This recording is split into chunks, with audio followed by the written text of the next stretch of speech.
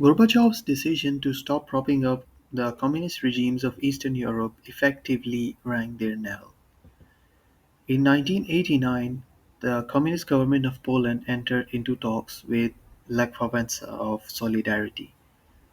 Eventually, they decided that free elections will be held, and once they were held, Solidarity won, and that marks the end of Communist Poland. East Germany saw a very interesting turn of events in the years 1989 to 90. So, what happened was that tens of thousands of East Germans were vacationing in Hungary, and Hungary had recently opened their border with Austria. So, what they did was when their vacation ended, instead of going back to East Germany, they crossed the border from Hungary into Austria, and then from Austria they entered West Germany. And at the same time, people began to demolish the Berlin Wall, and the East German government finally promised free elections in March of 1990. Now, the communists ended up losing the election, and Germany was reunified as a non-communist state. And Gorbachev recognizes this, even though some hardliner communists were against it, but he just did it. He recognized the fact that Germany was no longer communist. Then in November of 1989, protests began in Czechoslovakia calling for the communist government to resign. And the deposed leader Alexander Dubček was here as well. And believe it or not, he gave his first ever speech since he was deposed in these protests. Eventually, the government steps down, and Czechoslovakia also became a non communist country. And in 1992, the two states split into Slovak Republic and Czech Republic. For what happened in Hungary, we need to go back all the way to 1988. So, if you remember the Hungarian uprising video, we mentioned that the Soviets installed Janos Kadar in 1956. But in 1988, what happened was that Kadar was ousted from the ruling committee, and he dies the next year in 89. And that year, basically, the Hungarians had begun dismantling the border fence with Austria.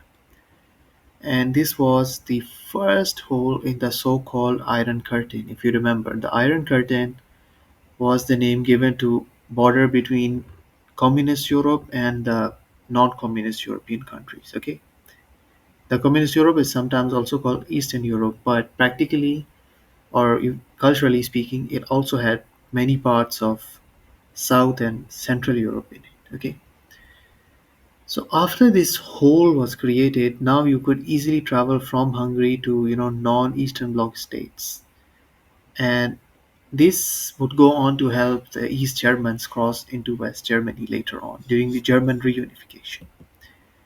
Now, the same year, Imre Nagy and his associates, if you remember, whom the Soviets executed during the uprising, they are reburied in a ceremony attended by thousands. The government finally comes under pressure to hold free elections in 1990, which the communists lose. And in case you don't remember, communists were never elected into power in Hungary. They won as part of coalition government, and then they just seized power. The same year in Romania in December, protesters arrested the dictator Nicolae Ceausescu and his wife and had them both executed after a short trial. You can actually find this execution on YouTube. And with this, Romania became a non-communist country. The same year in Bulgaria, protests began against the government in November, and the non-communist parties the government offered them saying make a coalition with us. They said no, we won't. We want free elections. Eventually, the government came under pressure, and the government had to resign. And afterwards, in 1990, the free elections were held, which, of course, the communists didn't win. And now, although not part of Warsaw Pact, but there were two more communist states in Eastern Europe whose collapse I believe is worth mentioning, even though it's not part of our syllabus. Albania had been, it was part of Warsaw Pact, but it was expelled later. So what happened was that from the years 1990 to 92, protests began against the communist government and they eventually brought down the regime. Now, how it took till 1992 for this to collapse is because Albania was isolated from the world. The government controlled all the information flowing into and out of the country. So, because of that, many people weren't really, up to date with the information of what was happening in other parts of Eastern Europe as regards to, collapse of communist regimes. So that's why it took them a lot more time. And then there was Yugoslavia. Now, to oversimplify everything for you, Yugoslavia was a multi ethnic and multi religious state. And of course, tensions boiled up when it finally broke up. There were lots of wars and genocides, and the whole fiasco pretty much ended in 2006 when Montenegro became independent, the last country that was part of erstwhile Yugoslavia to become an independent country. And with that, it actually ended. It's a very messy affair. Maybe someday I'll make a video on it.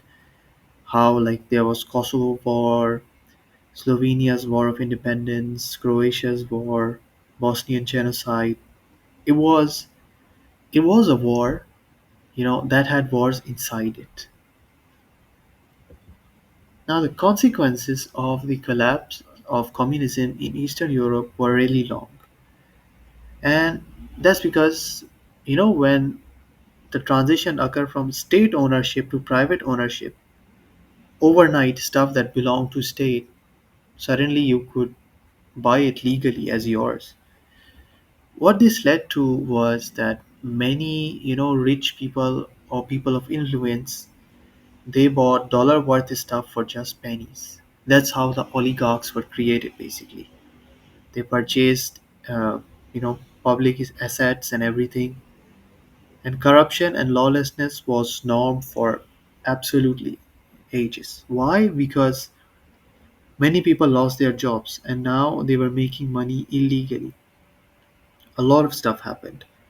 Human trafficking happened, weapons were smuggled, drugs were smuggled, you know, a lot. You can read lots of books and documentaries on this.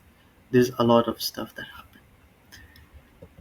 Now, all of this didn't go unnoticed in the USSR itself.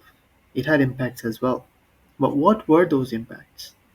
And how did those impacts finally lead to the USSR's end? That's something we will be discussing in the next video. For now, I would like to thank you for watching.